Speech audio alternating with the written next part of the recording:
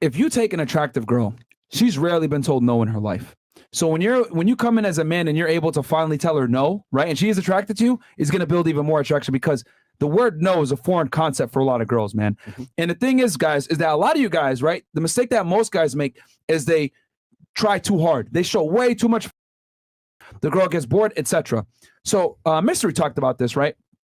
And he said that women are like cats, right? If you got a ball of yarn, right, you throw the ball of yarn at the cat, the cat will play with it, right? But if you pull the ball of yarn away, right, the cat will continue to chase after the ball of yarn and play with it. But if you leave the ball of yarn stagnant for too long, the cat will eventually get bored, plait it a little bit, and then walk away and chase something else. And that's how a lot of women are, guys. The worst thing you can do for women is bore them, all right? You got to understand that they're emotional creatures, okay? They're not like us. Men are okay with being monotonous. Women are not. They need ups, they need downs, they need lows, etc. They're totally reliant upon their emotions. Their emotions dictate their decisions, okay? It's very difficult for them to make decisions if they don't feel like making a certain decision. Right? There's just the way that the world is. I don't make the rules. I just report them. Women are ruled by their fucking emotions, guys. Get this in your head. Do not believe these feminists, all these other idiots out there that try to sit there and say, oh, no, men and women are equal and women are capable of being rational. Of course they are. Of course women are capable of being rational. However, most aren't. Okay. And if I was to line up 100 dudes and 100 chicks, the dudes, there's going to be a lower percentage of them that are ruled by their emotions than the women. So knowing this, okay, the push and pull technique is important because you give them that roller coaster of highs, ups and downs, etc. Because women need to feel certain things. Girls don't love you. They love how you make them feel. Okay? One more time for you idiots out there. One more time, Myron. Girls don't love you. They love how you make them feel. Sheesh. You understand? That's the truth. So now that you know this and you understand that we're not the same, all right, you're okay with waking up every day at 5 a.m., going to the gym, going to work, coming back, doing the same shit over and over and over again because men understand that consistency equals success. Women aren't like that. If you look at girls that travel the world and do all this other fuck shit, whatever it may be, they're not consistent the same way that we are because women are more like, oh, I'm spontaneous, I'm a free soul, all this other shit. You know what I mean? Like free spirit, right? When's the last time you seen a nigga say I'm a free spirit? What the fuck? Bro, look at him like, bro, what the fuck is wrong with you? You know what I mean? Like as men, we gotta perform, bro. Like we can't just decide I'm gonna quit my job and backpack across the world. Like girls be doing that.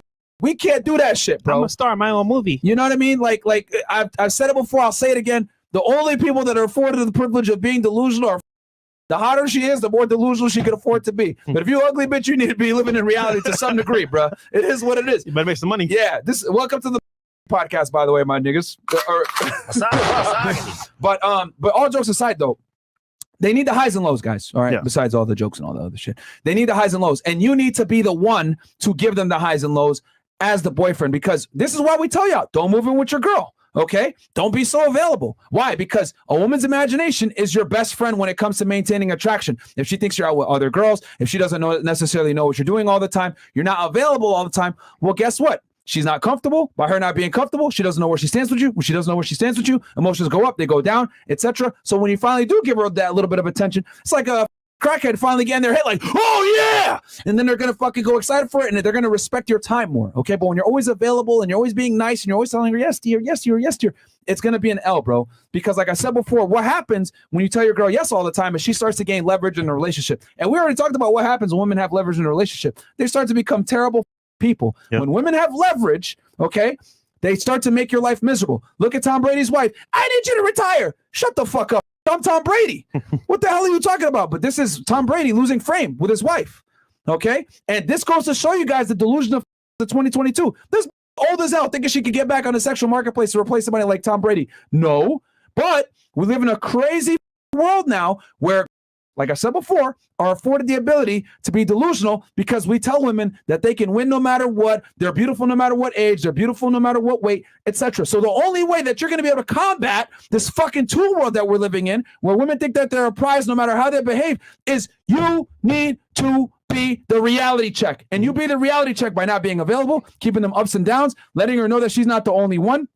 And quite frankly, making her like 4th or 5th on your priority list. Anytime you make a woman in your priority, I promise you, she's going to not make you a priority. And then next thing you know, she's going to turn your life upside down and make you suffer for it. Women are terrible people when they have the leverage in you in a relationship. This is why I'm telling y'all, man, you got to lead. If the girl leads, she's going to lead you to the end of the relationship and maybe even the end of the marriage, end of seeing your kids, maybe even the end of your life if you don't know what the fuck you're doing. This is why this type of content is life-saving, guys, because when you don't lead the relationship, she leads it and she's going to lead you to chaos, man. Women are not, they're just not, okay? They're not designed for it. When you put them in a role, they become masculine, angry, resent you, lose respect, and it becomes miserable. And someone asks, for example, how does this look on paper? So I'll give you a good example. This is kind of personal, but I'll just tell you guys how it should work. Let's say, for example, you find a girl and, you know, you pass these shit tests, you made a connection with her, and she spent the, you know, the night at your crib.